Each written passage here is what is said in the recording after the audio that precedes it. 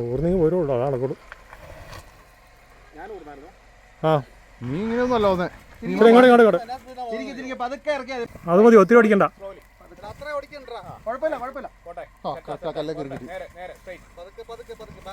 പതുക്കെ പതുക്കെ.